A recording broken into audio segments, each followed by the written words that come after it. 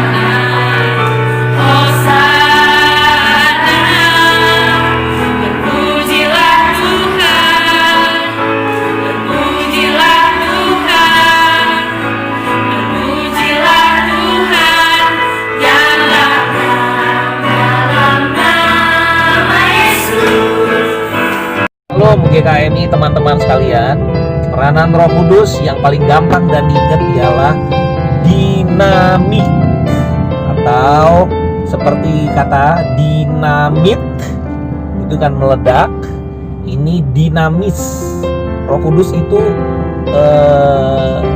akar katanya dunamos atau dinamit itu. Jadi seharusnya kalau kita bilang di dalam kita ada Roh Kudus, kita tuh ada dinamit dalam diri kita. Nah, udah tahu ya, prinsip pertamanya adalah bahwa kalau Roh Kudus itu dinamis, alias dia yang menggerakkan kita. Apa aja, sebut aja. Kita yang males, rajin. Kan saya selalu ngomong itu. Yang bilang dia blow on, padahal sebenarnya bukan blow on mungkin. Gak ada orang yang blow on. Yang ada orang males, ya.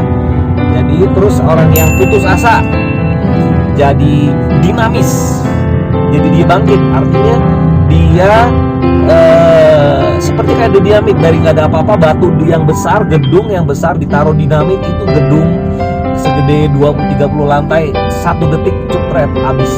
Sama kayak kita, kalau fungsinya Roh Kudus ialah ia dinamis. Tetapi sekarang problemnya yang paling penting adalah apakah manusianya mau menekan tombol. Kalau misalnya dinamit mau diledakkan, itu harus tekan tombol, giniin, harus tekan tombol, buar.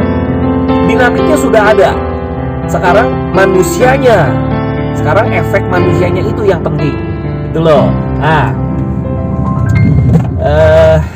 kita udah tahu ya, sekali lagi diulangin, Roh Kudus ialah dinamit atau dinamis, dunamos bahasa aslinya. Jadi kita tuh udah punya dinamit dalam kita, diri kita, dynamite gitu ya. Pokoknya udah itu taruh dinamit. Roh Kudus ialah dinamit, dia yang meledakkan. Sekarang problemnya yang sekarang saya pengen bahas dalam 1-2 menit ini adalah manusianya. Manusianya itu dia nggak mau neken tombolnya. Kenapa? Dia nggak percaya, dia nggak tahu caranya. Padahal dinamitnya udah ada, tapi nggak tahu caranya. Di mana sih tombolnya? Gitu loh. Kita mungkin ada yang udah 10 tahun, 20 tahun, 30 tahun, 40 tahun, 50 tahun, 70 tahun, 80 tahun mungkin jadi orang Kristen. Tapi dari dulu hidup kita begitu aja. Apakah salahnya? Saya ada punya beberapa hal. 1,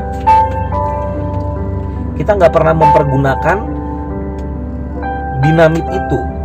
Kenapa? Kita selalu percaya sama, kalau kita ngeledakin, kita misalnya ngomong dinamit, kita percaya sama kikir atau misalnya palu. Aris kerjanya jadi pasti cuma kecil. Kalau kita mau berhasil, satu, pakai itu Roh Kudus. Pakai Roh Kudus, bilangnya misalnya kita pakai Tuhan, doa, Tuhan tolong saya untuk kerjaan saya, Tuhan tolong saya dalam rumah tangga saya. Apakah yang saya harus buat?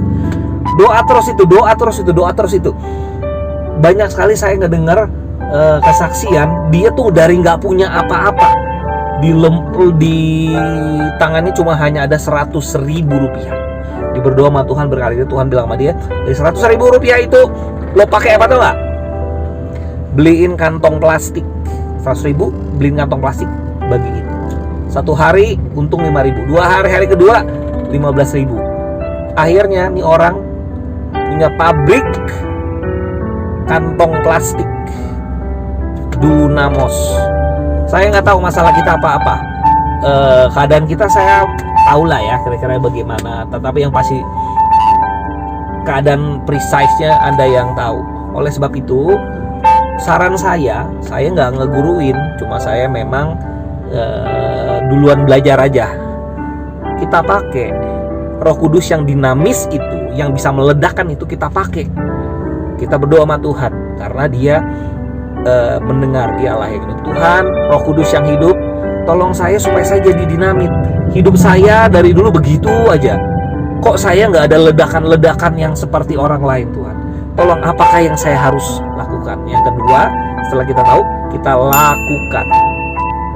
Jadi nomor satu, kita tahu di mana Tuhan taruh itu tombol-tombol dinamit supaya kita meledak. Dan kedua, lakukan. Satu, minta Tuhan. Kedua, lakukan. Amin. Ada sebuah lagu yang bagus mengajarkan kita supaya kita harus berjalan dalam rohnya Tuhan. Dia juga menyatakan, Tuhan, pimpin langkahku setiap waktu. Aku sudah tahu Engkau baik bagiku. Aku sudah tahu Engkau memberikan Roh Kudus. Aku sudah tahu ada dinamit dalam hidupku. Oleh sebab itu, pimpin langkahku Tuhan, supaya aku berani berjalan. Bila Engkau tak besertaku, ku tak mau berjalan. Ku perlu Tuhan, pimpin langkahku dengan kasih karunia-Mu. Pimpin langkahku setiap waktu, berjalan dalam Roh-Mu. Nyatakan Tuhan kemuliaan-Mu, dan berjalanlah denganmu. Berjalanlah dengan aku. Amin. Oke, kita sekarang akan membahas tentang peran Roh Kudus bagi jemaat. Peran Roh Kudus bagi jemaat yang pertama yaitu mengingatkan kita dari perbuatan dosa. Kita bisa baca di Yohanes 16 ayat 8 Dan kalau Ia datang, Ia akan menginsafkan dunia akan dosa, kebenaran, dan penghakiman. dan di Titus 3 ayat 5. Pada waktu itu Dia telah menyelamatkan kita, bukan karena perbuatan baik yang telah kita lakukan, tetapi karena rahmat-Nya oleh permandian kelahiran kembali dan oleh pembaharuan yang dikerjakan oleh Roh Kudus.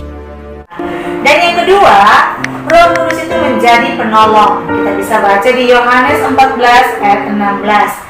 Aku akan minta kepada Bapa, dan Ia akan memberikan kepadamu seorang penolong yang lain, supaya Ia menyertai kamu selama-lamanya. Dan yang ketiga, Roh Kudus memimpin kita dalam kehendak-Nya. Kita baca di Yohanes 16 ayat yang ke-13. Tetapi apabila Ia datang, yaitu Roh kebenaran, Ia akan memimpin kamu ke dalam seluruh kebenaran. Sebab Ia tidak akan berkata-kata dari dirinya sendiri, tetapi segala sesuatu yang didengarnya, itulah yang akan dikatakannya. Dan Ia akan memberitakan kepadamu hal-hal yang akan datang. Dan selanjutnya apa lagi ya Kak Niken? Oke, selanjutnya berarti yang keempat adalah Roh Kudus memakaikan dan menjadi jaminan bagi kita orang percaya. Yang ditulis dalam Efesus 1 ayat 13 dan 14. dalam Dia, kamu juga, karena kamu telah mendengar firman kebenaran, yaitu Injil keselamatan. Di dalam Dia kamu juga, ketika kamu percaya, dimeteraikan dengan Roh Kudus yang dijanjikannya itu. Dan Roh Kudus itu adalah jaminan bagian kita sampai kita memperoleh seluruhnya, yaitu penebusan yang menjadikan kita milik Allah untuk memuji kemuliaan-Nya. Yang kelima, Roh Kudus menjadikan kita anak-anak Allah. Itu tertulis dalam Roma 8 ayat 15.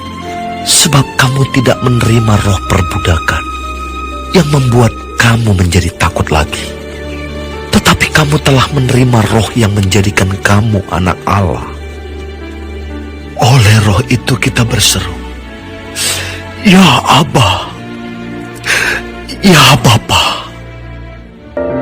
Ayat kunci untuk peran Roh Kudus bagi jemaat terdapat dalam Yoel pasal 2 ayat 28 dan 29.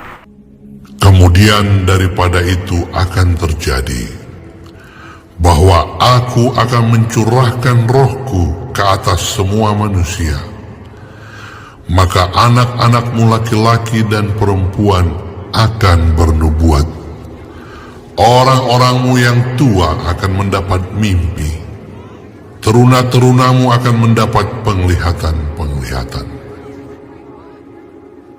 Juga ke atas hamba-hambamu laki-laki dan perempuan akan kucurahkan rohku pada hari-hari itu. Oke, mungkin sampai sini dulu penjelasan atau sharing kita hari ini. Tunggu terus ya di minggu depan. Semoga minggu depan kita dapat bertemu lagi ya. Tuhan Yesus memberkati. Dadah.